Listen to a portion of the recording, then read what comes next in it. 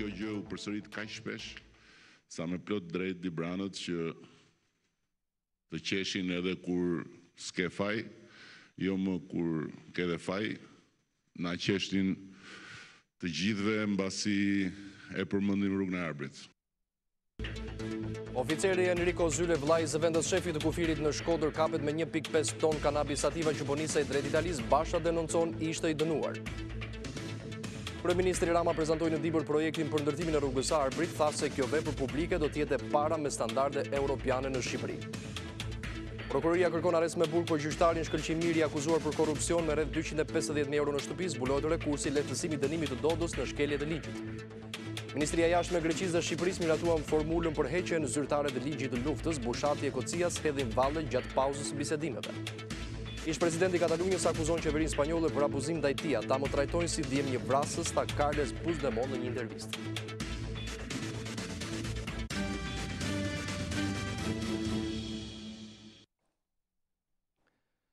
Mirëmbrëma shikues nderuar, ky është edicioni qendror i lajmeve këtu në Radio Televizionin Ora News. Do të njiheni më gjerësisht me zhvillimet kryesore të ditës.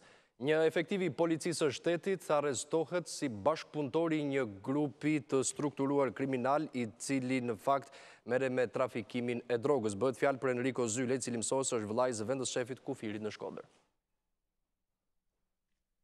Një efektiv i policisë së shtetit përfundoi në pranga si përfshirë direkt në një tentativë të trafikimit të 1.5 ton drogë kanabis sativa.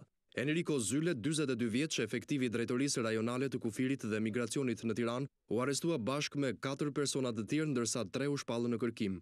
Operacioni Blitz u finalizua në orët e para të mëngjesit të së shtunës në një hotel në pronësi të shtetasit me inicialet PV me banim në Itali, mbodrumi i të cilit shërbente si magazin për lëndë narkotike. Në përfundim të peshimit, rezultoi se pesha totale e lëndës narkotike të sekuestruar është 1.502 kg. Polici i përfshirë në veprimtarinë kriminale ka kuptuar praninë e kolegëve dhe është larguar nga vendi i ngjarjes me një makinë.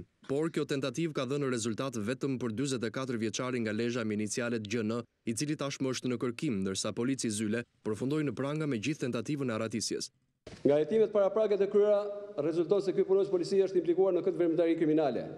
Operacioni u finalizua me 5 persona në pranga, 3 në kërkim dhe 1.5 ton kanabis sativa i sekuestruar. Veç efektivit të policisë në pranga përfunduan edhe Soko Lujka, 42 vjeç, banues në Velipoj të Shkodrës, Arbër Bozhanaj, 30 vjeç, banues në Orikum të Vlorës, Genti Dano, 35 vjeç, banues në Selenis të Vlorës, Dervish Gjolekaj, 32 vjeç, banues në Dukat të Vlorës. Efektivi i policisë dyshohet se kishte rolin e garantit të lëvizjes së lëndës narkotike mes antarëve të grupit që vinë nga disa prej zonave ku vitet e fundit janë sekuestruar dhe zbuluar sasi të mëdha droge, si në Vlorë, Përmet dhe Lezhë. Burimet thonë se droga kishte mbërritur nga jugu, ndërsa kjo ngjarje provon se trafikantët po tentojnë të përdorin të ashtu quajturën në rruga e Veriut pas forcimit të kontrolleve në pikat kufitare të jugut të vendit. Edhe kur kishin kaluar disa orë pas operacionit, zona e plazhit të Velipojës ishte blinduar nga forcat e policisë që, siç mësohet, ushtruan kontrolle në banesa të tjera të dyshuara.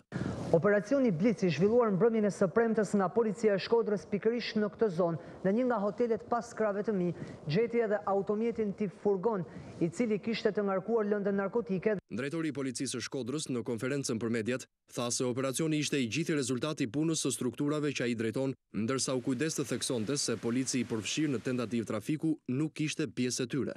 Droga dyshohet se kishte destinacion italin, ndërsa dosja i kaloi prokurorisë së krimeve të rënda në bashkëpunim me të cilën policia po punon për dokumentimin e plotë të aktivitetit kriminal dhe arrestimin e personave të tjerë të përfshirë. Kryetari i Partisë Demokratike ka bërë një tjetër denoncim në lidhje me operacionin e sekuestrimit të 1,5 tonë kanabis sativa në Vilun të Shkodrës. Sipas kryedemokratit, është Enrico Zyle ka qenë i dënuar për trafik dhe shpërndarje droge në Rom të Italisë dhe ka vuajtur dënimin me burgim atje. Basha akuzon treshen Rama Tahiri Xhafa se kanë mbushur policinë me trafikant droge, ku sipas kreut të Selis Blu, partnerët e kanë ngritur disa herë këtë çështje, por personi, ashtu si shumë të inkriminuar të tjerë në policinë e shtetit, mbrohej nga habilejt në kohën e Tahirit dhe pas ardhjes së Fatmir Xhafës në krye të Ministrisë së Brendshme. Ai, thot Basha, kaloi në mbrojtje dhe shërbimin e vllait të Xhafës, që është Agron Xhafa, i cili sipas kryedemokratit është person në kërkim.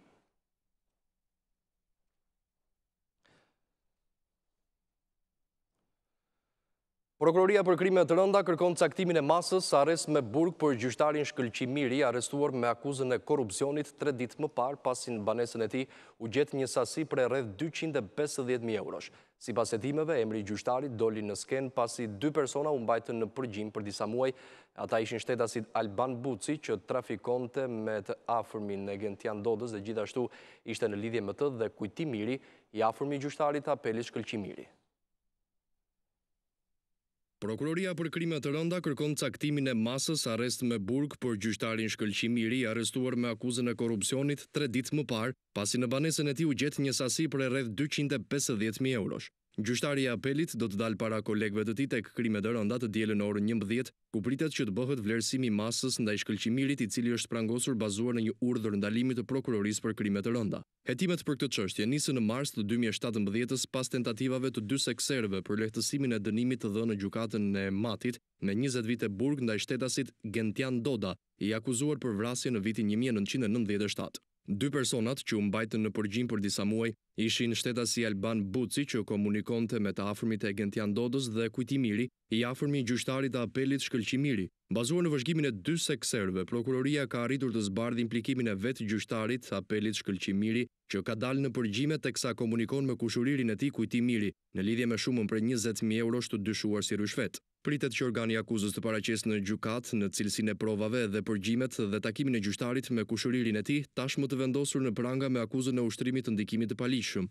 Në këmbim të shumës për 20.000 eurosh, ndyshohet se gjyqtari i apelit ndryshoi akuzën për Gentian Dodën nga vrasjen në plagosje të rëndë, dhe për këtë i pandehuri u dënua me 8 vite burg nga 20 vite që ishin dhënë më parë nga gjykata e shkallës së parë në Mat. Prokuroria ka bërë ankim në gjykatën e lartë kundër vendimit të gjykatës së apelit që lehtësoi akuzat dhe uli dënimin edhe ndaj shtetasit Gentian Doda.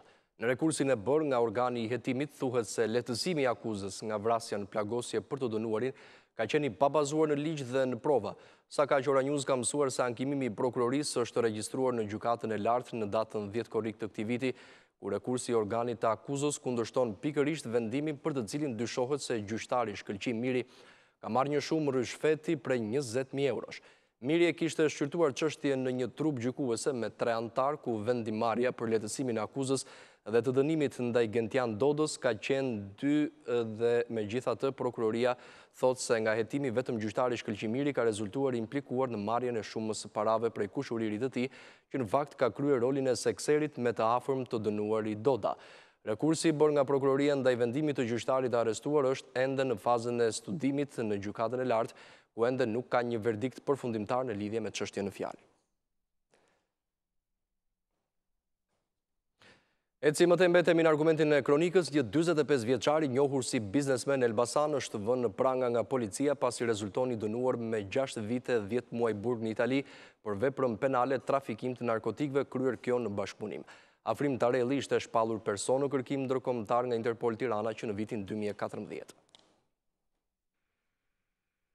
Një 45 vjeçar që në Elbasan njehet si biznesmen u vë në pranga nga agjensitë lizbatuese pasi rezulton personi dënuar 6 vite 10 muaj burg në Itali për veprën penale trafikimi narkotikëve kryer në bashkëpunim. Afrim Tarelli, por në zonë njihet me mbiemrin Zeneli, u vë në pranga me qëllim ekstradimin drejt Italisë. Arrestimi u krye në Elbasan në një operacion të përbashkët mes forcave të ndërhyrjes së shpejtë në bashkëpunim me ato të drejtorisë së policisë vendore. Policia thot se 45 vjeçari ishte shpallur person në kërkim ndërkombëtar nga Interpol Tirana në vitin 2014, pasi gjykata e apelit të Torinos me një vendim të datës 22/4/2011 e ka dënuar me 6 vite 10 muaj burg. Gjatë operacionit, siç tregohet edhe në këto pamje të shpërndara nga policia e shtetit, forcat e ndërhyrjes së shpejtë kanë ushtruar kontrolle edhe në një prej bizneseve të 45 vjeçarit. Por rruga e Afrim Tarellit drejt Italisë ka kaluar përmes të gjithë sistemit të drejtësisë, nga gjykata e shkallës së parë Elbasan deri në atë kushtetuese për gjatë vitit 2016. Gjykata e Elbasanit ka lejuar fillimisht ekstradimin, por gjykata e apelit Durrës e ka rikthyer çështjen për rigjykim. Gjatë kësaj kohe nga Italia ka ardhur një kërkesë tjetër për ekstradim dhe ekzekutimin e masës së sigurisë arrest me burg për trafikim të lëndëve narkotike. Në këtë fazë gjykata pranoi kërkesën e parë dhe rrëzoi të dytën, me argumentin se mungonin garancitë për respektimin e së drejtës së mbrojtjes për shkak të procedimit të tij në mungesë. Çështja përfundoi sërish në apel dhe në gjykatën e lartë, të cilët urdhëruan ekstradimin. por biznesmeni nuk është tërhequr duke dërguar çështjen deri në kushtetuese, e cila vendosi rish shqyrtim në gjykatë të lartë me një vendim të datës 15 shkurt 2017. Por këtë të shtunë betejë ligjore u mbyll dhe 45 vjeçari Afrim Tarelli u vë në pranga dhe do të dërgohet në Itali për të vuajtur dënimin. Kryetari i opozitës Lulzim Basha ka denoncuar se me urdhër të Edi Ramës dhe Fatmir Xhafajt janë boshatisur 2 zyrat e ish-ministrit të Brendshëm Sajmir Tahiri, kjo me qëllim sipas tij zhdukjen e provave që implikojnë atë në trafikun e drogës. Sipas Lulzim Bashës, drejtues të policisë së shtetit në datën 8 dhe 9 nëntor kanë hyrë në zyrën e Tahirit për të hequr provat materiale. Kryetari i Partisë Demokratike Lulzim Basha ka publikuar denoncimin e një personi duke ruajtur anonimatin se bashkëpunëtorët e Tahirit kanë zhdukur gjurmët e krimit nga zyra e tij. Basha shkruan se menjëherë pas denoncimit të tij janë boshatisur 2 zyrat që përdorte Sajmir Tahiri në ambientet e Gardës së Republikës. Në tekstin e mesazhit të publikuar shkruhet se të mërkurën më datën 8 nëntor në orën 12 në mesditë ka mbërritur një grup drejtuesish të policisë të Gardës, të cilët kanë kontrolluar zyrat. Të nesërmen, ditën e njëjtë, 9 nëntor, nga ora 9 deri në orën 12, zyrat janë boshatisur tërësisht nga bashkëpunëtorët të Sajmir Tahirit, të ndihmuar nga punonjës të policisë dhe të Gardës. 3 automjetet janë ngarkuar me kuti të mëdha, një furgon i bardh me targ MB 403 AA, një kamionçin ushtarake me targ MB 019 AA dhe një Golf 5 ngjyrë vishnje me targa AA 258 KS. I njëjti person që denoncon i shkruajti Lulzim Bashës më herët, duke thënë se Sajmir Tahiri është parë në ish-zyrat e tij, duke lidhur këtë me fshirjen e provave që e implikojnë ish-ministrin me trafikun e drogës. Majoranca ka vijuar që të akuzojë prokurorinë e përgjithshme për mbylljen e çështjes Çez pa kryer hetimin e nevojshëm për zbardhjen e çështjes. Në një konferencë për mediat, deputeti i Partisë Socialiste Ervin Bushati tha se prokuroria po punon me 2 standarde për qëllime politike. Çështja Çez është kthyer në një moll sherrri mes mazhorancës dhe prokurorisë. Në një dalje për mediat nga kryesia e kuvendit, deputeti socialist Ervin Bushati tha se prokuroria po punon me 2 standarde dhe po mbyll një aferë korruptive, pa bërë asnjë hetim konkret për zbardhjen e çështjes. Si ka mundësi që ka prokuror që çojnë ndërmend se në Shqipërinë e vitit 2017 mund të mbyllet një aferë kaq e madhe korruptive pa bërë asnjë hetim? Kush janë këta prokuror? Kush u ka dhënë këtyre prokurorë pushtetin që të sillen me drejtësinë si me një pazar? Kush janë këta prokurorë që u është dhënë drejta që të mos marrin fare në konsiderat provat rrëqetëse të korrupsionit shtetëror? Si ka arrit prokuroria në këtë përfundim pa marrë deklarimet e Nueni Kalaj? Çfarë pret prokuroria që ky individ rrushfetin ta nisë edhe në rrugë bankare? Ne e dim që Lulzim Basha nuk flet dot për këtë rast. Sikurse goja është mbyllur dhe për bllokimin e zbatimit të ligjit të dekriminalizimit. Bushati akuzoi kreun e opozitës si personin përgjegjës për mbylljen e kësaj çështjeje hetimore. Në një bashkëbisedim me qytetarët e Dibrës, kryeministri i vendit Edi Rama u bëri thirrje që të paguajnë ujin e pishëm dhe të mos se vjedhin pasi do të ketë ndjekje penale njësoj si kundër ndodhi dhe me energjinë elektrike. Nga ana tjetër, kreu i qeverisë tha se nuk do të ketë tarifa për buset e vaditjes aty ku shteti nuk ka çuar infrastrukturë. Rama po ashtu foli edhe për librat shkollor falas, duke thënë se këtë do ta përfitojnë fëmijët e ciklit shkollor fillor. Pas mbledhjes së qeverisë në Dibër, kryeministri Edi Rama mblodhi qytetarët për t'i shpjeguar programin qeverisës dhe investimet. Rama u shpreh vendosur për ta çuar deri në fund reformën e ujit, për të cilën tha se do të aplikohet kodi penal për ata që e shpërdorojnë. Ndërsa për sa i përket puseve që janë hapur për vaditje, aty ku shteti nuk ka çuar infrastrukturë, do të përjashtohen nga tarifat. Kush vjedh ujë, vjedh. Kush vjedh drita, vjedh. Nuk kanë dashur të zbatojnë përpara, prandaj ne kemi humbur kaq shumë vite. Kudo ku puset janë ndërtuar për vaditje në mungesë të sistemit vaditës të garantuar nga shteti, nuk bëhet llaf për vendosur taksa. Po shkosh po një herë në Gjermani e në Itali edhe ta shohim ma del ujë përpara apo të ngren ty zgupthi dhe të çojnë në polici. Kryeministri tha se qeveria mbajti zotimin për libra falas për çdo fëmijë të klasës së parë deri në të katërt, por në fund të vitit librat duhet të dorëzohen përsëri. Do të japim librat falas për fëmijët nga klasa e parë deri në klasën e katërt. fëmia që i merr falas librat i dorëzon në fund vitit dhe merr falas tjera. Rama u tha Dibranëve se do të stimulojë infrastrukturën në bujqësi dhe do të heqë dorë nga lëmoshat 1 milion lekëshe që jepte qeveria e kaluar. Ministrat e jashtëm të Greqisë dhe të Shqipërisë dhe ekspertët nga të dyja palët duket se kanë miratuar formulën për heqjen edhe zyrtarisht të ligjit të gjendjes së luftës. Në fakt, ky akt mund të pasqyrohet në tekstin e rishikuar në traktatin e miqësisë mes të dy vendeve, traktati i cili është nënshkruar në vitin 1996 dhe vitin e ardhshëm do të duhet që të rinovohet, por gjithsesi palët pritet që nesër të kenë një dalje për mediat. Takimi i Kocias Bushati duket se po jep shenja të një marrëveshje për heqjen e ligjit të luftës. Ministrat e jashtëm të Greqisë dhe Shqipërisë dhe ekspertët nga të dy palët duket se kanë miratuar formulën për heqjen edhe zyrtarisht të ligjit të gjendjes së luftës. Ky akt mund të pasqyrohet në tekstin e rishikuar të traktatit të miqësisë midis dy vendeve, traktat që është nënshkruar në vitin 1996 dhe vitin e ardhshëm duhet të rinovohet. Lajmi është thënë për Ora News nga burime që ndodhen pranë bisedimeve, por asnjë nga palët nuk ka pranuar ta konfirmojë, duke thënë se gjithçka do të shpallet të dielën në përfundim të takimit. Kështu që duhet pritur dita e diel, jo vetëm për ligjin e luftës, por edhe për çështjet e tjera që po diskutohen. Gjithsesi duket se ka avancuar mjaft edhe zgjidhja e mundshme për paktin detar, ndërkohë që bisedimet po vazhdojnë për çështjen e varrezave të ushtarëve grek në Shqipëri. Dy homologët nisën takimin e ditës së dytë sot herët në mëngjes në zonën e Kretës, bisedime që synojnë arritjen e një zgjidhjeje paketë për problemet që karakterizojnë marrëdhënien dypalçe.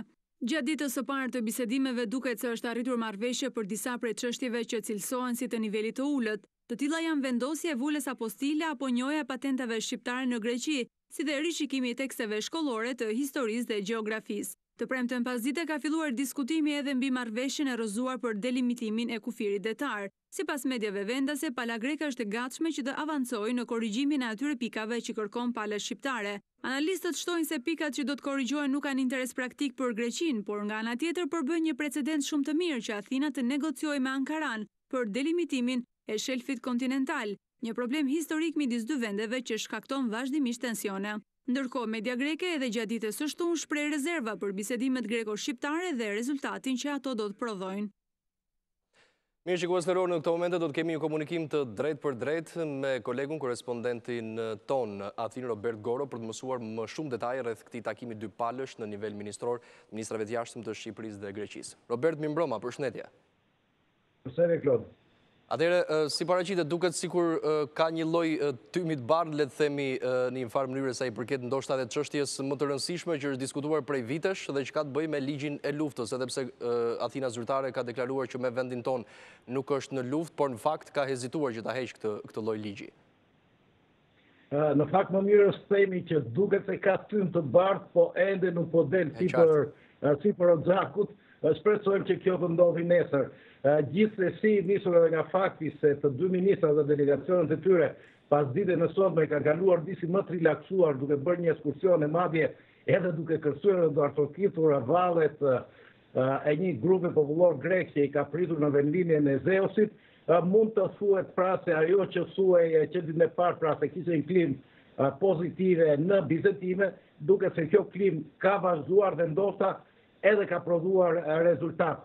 Ashtu sikur se the dhe ti, mbetet ende për të konfirmuar çështja e ligjit të luftës, gjithsesi burime të brendshme pra thonë që është gjetur kjo formulë, ashtu sikur se duket se është fiksuar edhe çështja e paktit detar me të gjithë ato objekcione që kishte pala shqiptare, duket se tashmë janë rregulluar pikërisht ashtu sikur se Tirana ka dëshiruar. Gjithsesi, e theksohet edhe njerëz që kanë theksuar gjatë këtyre 2 ditëve që duhet të presin të dalin në komunikimin zyrtar. Mendoj se ja vlen të përmendim se sot për herë të parë të dy ministrat kanë bërë deklarata të shkurtra lidhur me takimin. Ministri i jashtëm grek ka qenë më i kursyer në fjalët e veta dhe më tepër shmar me shpjegimin dhe mitologjinë e vendit të cilit po vizitonin, po gjithsesi ka thënë që ne duhet të zgjidhim këto çështje dhe me qëllim që të shohim perspektivën e marrëdhënieve shqiptaro-greke, ndërkohë që edhe ministri Bushati pak më parë ka theksuar se është një dosje jo fort e lehtë, pasi ka çështje që janë akumuluar gjatë 70 viteve, po shqyrtojmë se si këto të zgjidhen me frymë europiane dhe mbi bazën e të drejtës ndërkombëtare ka thënë ministri I jashtëm shqiptar, ndërkohë që ka deklaruar që do të vazhdojnë diskutimet, jo vetëm nesër që mbyllet kjo seancë, le të themi zyrtare, po do të vazhdojnë diskutimet dhe për sa kohë që do të vazhdojnë diskutimet, nuk do të ketë, ka rënë dakord të dy palët, pra që të mos ketë tensione në raportet ndërmjet Athinës dhe Tiranës. Për ta mbyllur, mendoj që ditën e nesërme do të mund të paktën ne si gazetar të nxjerrim disa lajme dhe këto lajme t'ja përcjellim edhe opinionit I cili është jashtëzakonisht interesuar për temën vazhdimisht sensible të marrëdhënieve të Shqipërisë me Greqinë. Jemi në pritje të lajmeve. Robert, falenderoj. Punë të mbarë. Ishim në këtë komunikim të drejt për drejt, shikuar me Skype nga Athina, ishte Robert Goro në këtë raportim, ku në fakt pritet me interes dhe konferenca e përbashkët për shtyp ditën e diel mes dy ministrave të jashtëm të Shqipërisë dhe të Greqisë. Ecim më tej, Maqedonia është gati që të negociojë me Greqinë për zgjidhjen e çështjes së emrit, deklaroi për mediat kryeministri pas procesit zgjedhor në Maqedoni Zoran Zaev, I cili tha se ka ardhur koha që të hidhen hapa për zgjidhjen e konfliktit të emrit të Maqedonisë. Kryeministri Zaev deklaroi se Maqedonia është e gatshme të përparojë me bisedimet me Greqinë për çështjen e emrit. Zaev nënvizoi në deklaratën e tij se ka ardhur koha për arritjen e zgjidhjes së konfliktit me Greqinë, pres që deri në fund të muajit të kemi Do të ecim më tej, shikues të nderuar, flasim për kronik në këto momente. 2 gra shqiptare të moshës 71 dhe 21 vjeç kanë përfunduar në pranga për trafik droge dhe armëmbajtje pa leje në Itali. Policia vendase bën me dije se në banesën e 2 grave janë gjetur 5 kg heroin dhe kokain me vlerë 100.000 euro. Arrestohen 2 femra shqiptare në Itali pasi janë gjetur 5 kg heroin dhe kokain që arrin në vlerën 100.000 euro si dhe 3 armë pa leje. Policia italiane e qytetës së Santeramo in Colle në provincën e Barit në rajonin e Puljas bën me dije se gjatë kontrollit në banesën e 2 shqiptareve u gjetën të fshehura në dhomën e gjumit të rreth 4 kg e 350 gram heroin e konfeksionuar në 8 qese plastike, ndërsa në oxhakun e dhomës së ndenjes u gjetën rreth 500 gram kokain e konfeksionuar në 3 pako të vogla, 3 armë zjarri, 8 gram marijuan, 3 peshore dhe instrumenta për të konfeksionuar lëndë narkotike. Pas verifikimeve të policisë italiane, një nga armët e zjarrit rezulton të jetë vjedhur gjatë muajit shkurt në provincën e Lecces, ndërsa arma tjetër është vjedhur 23 vite më parë në provincën e Bergamos. Mësohet se 2 të arrestuarat janë të moshës 71 dhe 21 vjeç, por nuk bëhet I ditur identiteti I tyre. Ndaj 2 femrave shqiptare është lëshuar urdhri I arrestimit me burg për trafik droge dhe armëmbajtje pa leje. Një 35 vjeçar u arrestuar në Elbasan pasi sulmoi me thik vllajin dhe kunatën e tij. Altin Liu, sipas policisë, plagosi familjarët pas një debati të çastit. Një ngjarje e rëndë që mund të rezultonte në një tragjedi u regjistrua në Elbasan, ku një 35 vjeçar ka sulmuar me thik në banesë vllajin dhe kunatën e tij. Autori Altini Liu plagosi pas një debati familjarët e tij të identifikuar vetëm me inicialet G I Liu 43 vjeç dhe M I Liu 39 vjeçare. Ngjarja është regjistruar në banesën e familjes I Liu në lagjen Brigada 17 sulmuese. Pas një konflikti të moment, thot policia në njoftimin e saj. Përfqinjet dhe policinë ata njiheshin si persona të qetë në publik, por me konflikte të vazhdueshme brenda mureve të shtëpisë ku jetonin të gjithë bashkë. Për banorët e lagjes, por edhe për policinë njihen si persona të qetë. Në fakt, policia e Elbasanit është shprehur në komunikimin zyrtar për mediat se asnjë nga vëllezërit nuk ka patur precedent të mëparshëm penal, por kanë patur gjatë gjithë kohës konflikte të vazhdueshme me motive banale.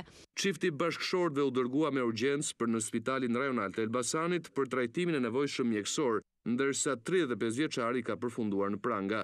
Bashkëshorti 43 vjeçar G I Liu mësohet se ndodhet ende nën kujdesin mjekësor, por jashtë rrezikut për jetën, ndërsa gruaja e tij është kthyer në banesë. Policia sekuestroi thikën që 35 vjeçari përdori për sulmin ndaj familjarëve, ndërsa ndaj tij ngriti akuzat dhe plagosje së rëndë me dashje, edhe prodhim dhe mbajtje pa leje armëve të ftohta.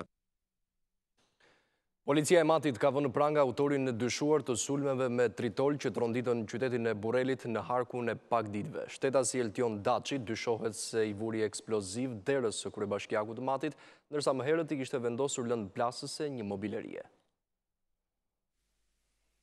Një javë pas shpërthimit me tritol në derën e kryebashkiakut të Matit Nezir Rizvani, policia ka vënë në pranga autorin e dyshuar. Ai është 37 vjeçari Edicion Daçi, lindur dhe banues në Burrel. Sipas policisë, Daçi është autori 2 sulmeve të fundit me eksploziv që tronditën Burrelin në harkun e pak ditëve. Veç tritolit në banesën e kryebashkiakut më 4 nëntor, Daçi dyshohet se është personi që vuri tritol më datë 25 tetor në oborrin e një mobilerie po në Burrel. Policia thot se ka arritur të provojë me metoda hetimore veprimtarinë e 37 vjeçarit, për të cilin para arrestimit kishte arritur të marrë në gjykat masën e sigurimit personal arrest me burg për veprat e sipërcituara.